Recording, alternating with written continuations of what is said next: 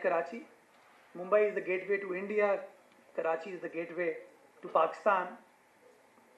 Mumbai, the city of Mumbai, as property tax collects 22 billion Indian rupees, which at this point of time are equivalent to 55 billion Pakistan rupees as property tax, and about 19 billion as municipal tax. So when we compare Karachi with Mumbai, I feel sad when people give the example, look, Mumbai has a sea tunnel now, which has been developed in the city of Mumbai. The amount of municipal tax which is being collected by its municipality is 105 billion Pakistan rupees, while we have 1.8 billion rupees. That's 1%.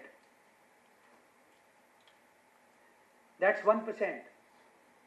And I think this is an area where I would want the organizers, researchers to focus on. That we as citizens talk about our rights. That right to life is a fundamental right. The right to speak is a fundamental right. All of these rights have a corresponding duty. When you study law, right may be absolute, but the right is contingent upon a duty. While we as citizens frequently talk about our rights, that this is my right as a citizen of Pakistan, as a resident of Karachi, we must also focus on our duties that we have towards the city that we live in, towards the country, towards the province that we live in. And when we talk about those things, we unfortunately don't raise the issue of these localized taxes. And I feel that one of the most important part of managing any city entails this financial aspect. There should be accountability of that aspect. If the city government does not deliver, hold us accountable. But just on the assumption that because in the past things did not happen, if you stop paying taxes, you can't expect the state institution to perform. And that is an area where I think we must focus on, and whatever academic research that will come out of this process, I would look forward to hearing about or reading about this interesting aspect. The third thing is the political challenge. Unfortunately, we are a polarized society, socially and politically. We have such strong differences of opinion that we are not willing to coexist. Just because somebody does not like me or I do not like somebody, we are not willing to converge, we are not willing to engage. And because of that lack of engagement, the polarization has transcended all boundaries.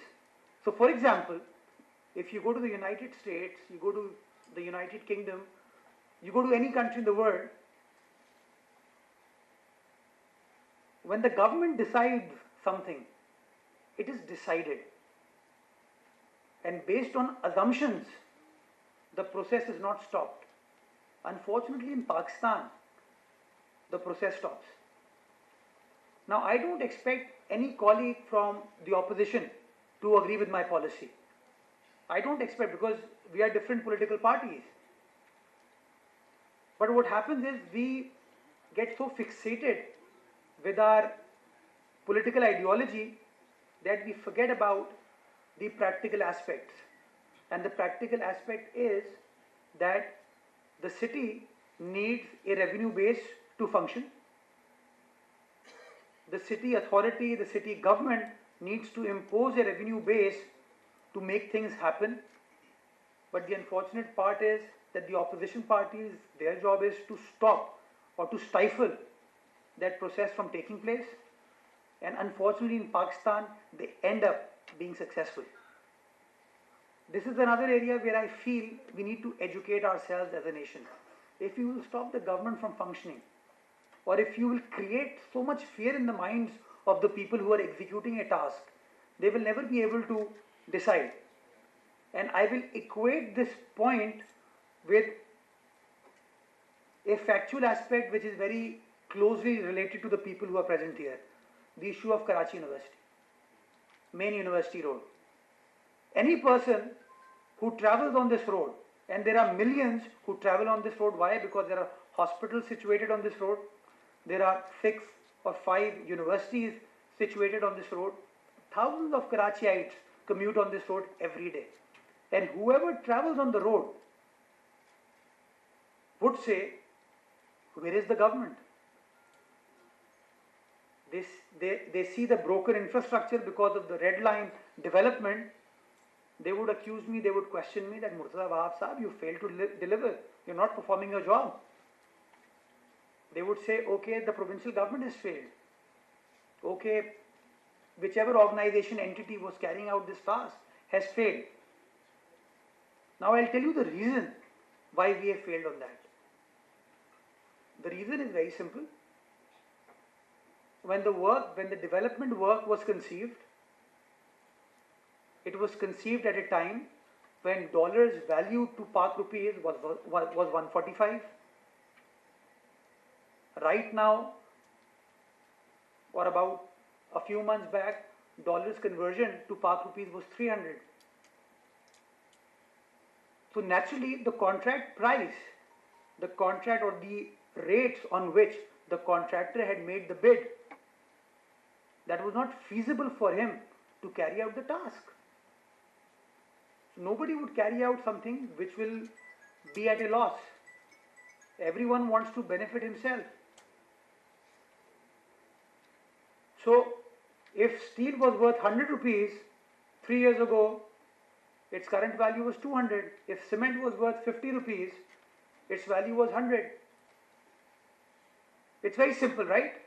So, if it happens in our house, कि electric की बिजली का rate बढ़ गया है, तो we have no option, we make the payment. आटे की प्राइस बढ़ गई है, we go make the payment. सब्जी की प्राइस बढ़ गई, we go make the payment. It's very simple, right? But when it comes to government, if we pay 200 rupees instead of 100, we are caught from here. Politically, we are at a challenge. Why? Because media will question us, the citizens will question us, everyone will question us. We'll be accused of everything. But unfortunately, we can't find a solution. Why? Because if we find a solution, we'll be caught. And that is where I feel the executive decision making has become stifled. I feel that we, as a country, as a province, and when I talk about the city of Karachi, if we are to move forward, we need to strengthen our decision making process. If the organizers of this conference have to take permission from a dozen organizations before convening this conference, I don't think it will take place. If the mayor, before coming to this conference, has to take permission from XYZ people before coming to this conference, or some academic professor who has to come and speak here has to take permission from so many entities, things will not happen. And unfortunately, in our country, in our province, and in our city, things have gotten stifled. And we need to somehow ensure that the process is simplified. There is trust in the decision-making process. We do something wrong, hold us accountable. The city council is there for holding us accountable. The provincial assembly is there to hold the provincial government accountable. The National Assembly, the Senate is there to hold the federal government accountable. If the Vice Chancellor does something wrong, his Senate syndicate is there to hold him accountable. So we need to work on this, and Shahzad would vouch for this, because when he dealt with the government, the concept that the Vice Chancellor was very proudly appreciating, Shahzad will tell you that the decision-making process was a victim of fear. Am I right, Shahzad? People were not willing to make a decision which, in my view, was in the best interest of the province.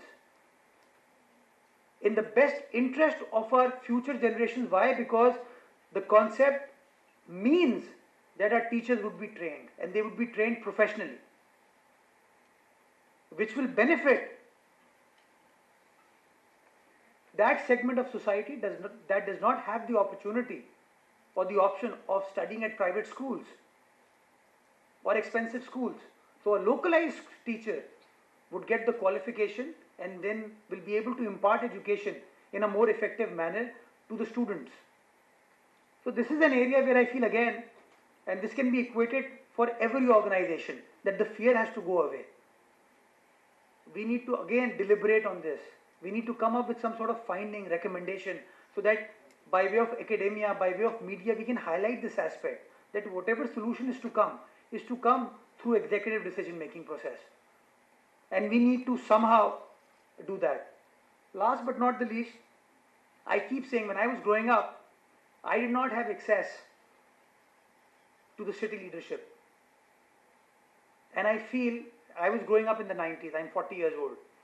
So late 80s, early 90s, we didn't have access to the leadership. And I feel that as a child of late 80s, 90s, I think the gulf between the political leadership and our youth has further broadened. It's widened, which leads to more assumptions, which leads to more doubts. I am trying to focus on more engagement with people. And whenever an opportunity comes for me to visit a university, I relish that opportunity. Why? Because I am able to engage with the younger minds. The younger minds which are so active on social media. Younger minds who are active in creating opinion in the society. So, again, a recommendation that may come out from this conference is that the city council should be more accessible. And Dr. Saab, I would like to give you this offer that next year, when this conference takes place, organize it in the city council hall. Because right now, if you ask people, they would not even know where city council hall is. And that's the unfortunate apathy that we are living with. So I want this engagement to take place, and let's say, madam, if students of your department, they want to come and have a discourse with the mayor, they want to come see how KMC functions or does not function. What are the reasons for its functioning or lack of functioning? And they want to engage with KMC leadership, I would want that to happen. And this is an offer to every single university college of Karachi, that we want the current dispensation of Karachi to work in a very open, fair, transparent manner. We want people to believe that what we are deciding for them is in their best interest, is in the best interest of the city of Karachi. And this meaningful dialogue, this meaningful engagement can probably lead us to a situation where we will be more tolerant in our approach, and we will be able to find solutions for the city that we all love so much. So I hope we should be able to come up with solutions which will enable us to serve the city of Karachi, our province, and our great country, Pakistan. Zindabad.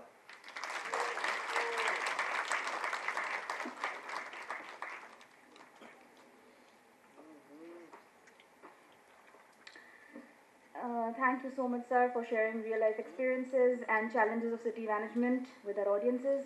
Our very special guest for this evening, Mr. Shahzad Roy, whose contribution to music and entertainment is well recognized among all of us. It's my pleasure to introduce him today as a philanthropist and social activist, and as Dr. Iraqi mentioned, as an educationist as well.